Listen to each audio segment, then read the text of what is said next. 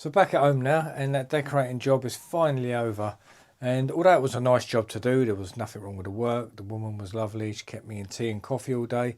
It was just one of them jobs that spanned over 4 weeks, really. I did a block of 2 weeks.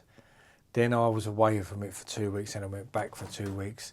So in your head, that job's lasting 6 weeks. And if you work on your own like I do, you'll know that 4 weeks on one job is a hell of a long time. You know, you feel like you're just in this circle of that's where you've got to go every day, and you tend to forget that you're going to be away from it. So coming out of that job today, I felt really good actually. And what I noticed when I am on a big job like that, and you do multiple rooms and multiple areas, because I think there was 4 bedrooms upstairs, there was a hall, stairs and landing, there was that big kitchen, there was a utility room, there was a little room down the end of the corridor, and a little downstairs toilet. So there was loads to do, walls, woodwork and all that lark.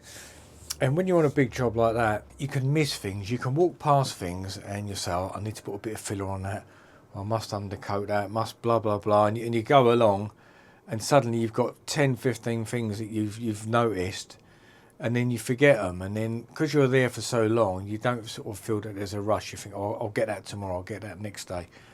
And then sort of 2 days before the end of the job, you start looking, you think, I should have undercoated that, should have filled that. And then you're catching up quickly. So that's what it was a little bit like on that job, but it was all right. Woman was very happy. Work was all done okay. So now that's that done, it releases me. I've got loads of work waiting. I'm just like a wall of work, just trying to hold it back, and now I can go for it now.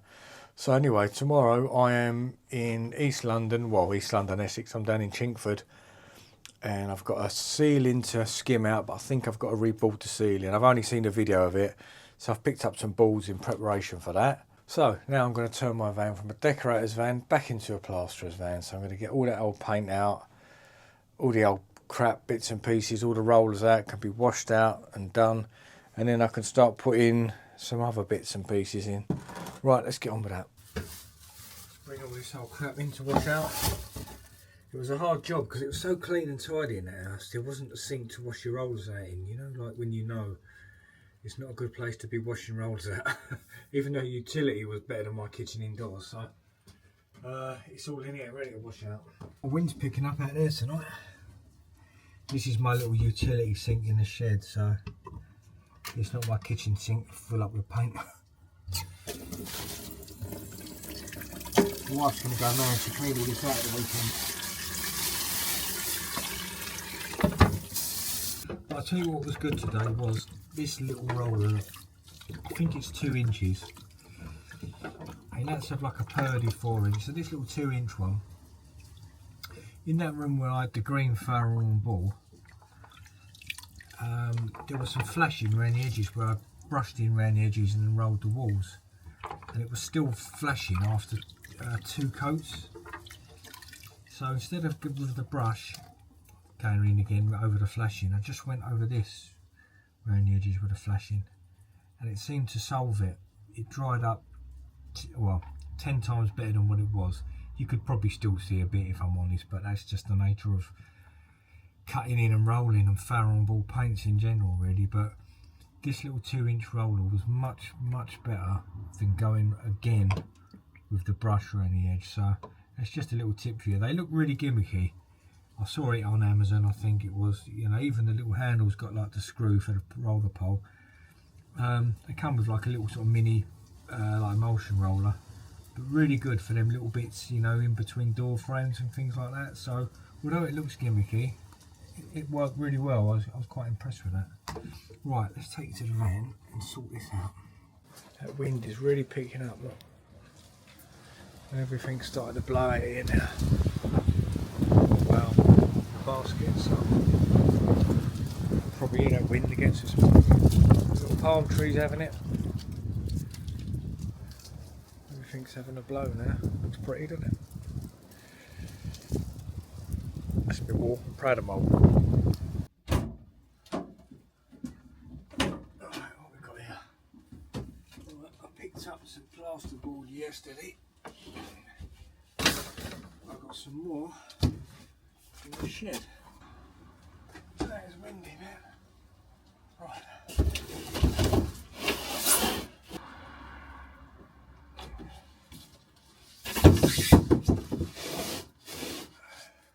sods.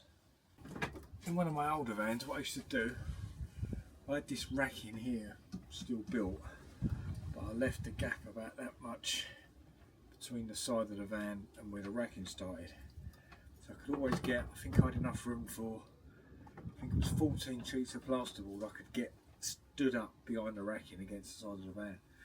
It was fantastic. You could get all your long bits down there as well. I don't know why I didn't do it with this van really, but to be honest, back then I was working for a firm and we was doing loads of plasterboarding. Lots of insurance work, you know, ripping down ceilings, putting it up. And I don't really do so much of that on my own now, especially as I'm getting older.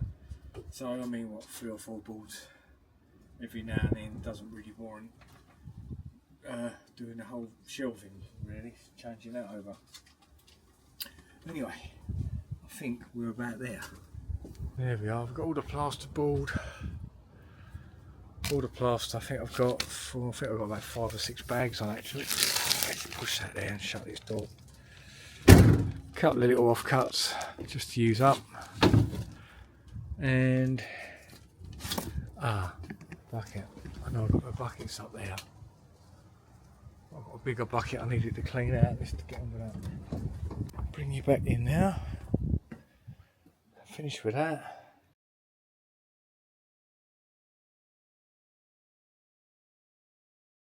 But the high gloss was superb. It really was superb. Anyway, enough of me raving about Dulux products. I did say Dulux and not Durex, didn't I? Because I can't rave enough about them either. So a proper tip in here in a minute. Still got that out. Still keep trying this thing every day just to see if there's any goodness going to come out of it. But no, I think it's definitely knackered. So anyway, with a click of our fingers, we'll see you at Chingford.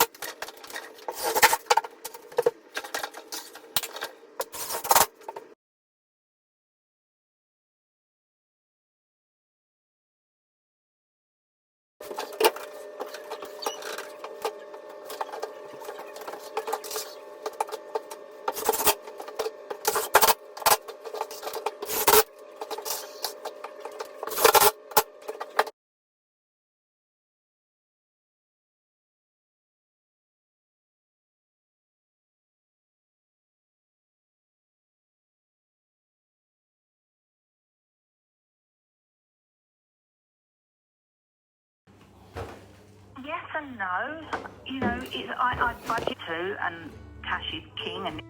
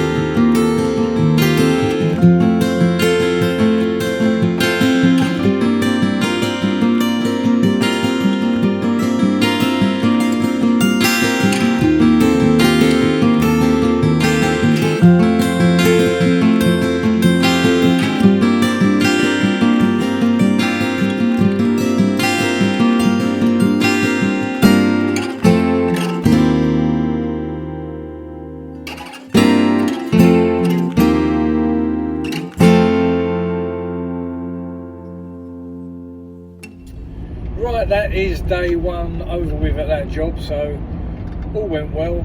Ceiling overboarded, ceiling skimmed, all chases filled, scraped back, all walls PVA'd. But what I'm going to do is pick up a tub of SBR tonight, and I'm going to give all the walls an SBR tomorrow, because really and truly they need 2 lots of PVA, but that PVA was really hanging about on some of them old gloss walls, so I'm going to SBR them in the morning, and that should pick up a bit quicker, ready for skimming. I don't really like overboarding ceilings, I don't do it very much, but that needed it, that really warranted overboarding. I cringe every time I put a screw through the ceiling into what you fingers crossed hope is just a joist there. I absolutely hate it. I like to use quite long screws there, because that ceiling was originally a lava plaster ceiling. That had been taken down at some point over the years, then it had been overboarded. So overboarding that ceiling was going through obviously another layer of board and then through the lavs into the joist, so the screws had to be fairly decent to get in there. So you just hope and pray that there isn't a cable or a pipe hanging about there, which there wasn't, thank God. That's why I'm not a fan of overboarding ceilings. If I can skim over Artex, then I will, but that was really up and down, that one. Even with the boards, new boards across it, it was still a little bit up and down, so it needed to be done. But yeah, so that's all gone well, and another day there should see me out on that one, and then I'm back up my part of the world. This is about an hour and a bit away from where I live, back into East London. So currently just on the M25, or the 25, the 25 as we like to call it down here. Spent half my life on this poxy motorway years ago, but thankfully I barely touch it nowadays. So anyway, I'm going to shut up, I'm going to concentrate on my little journey, and I'll meet you back in there in the morning.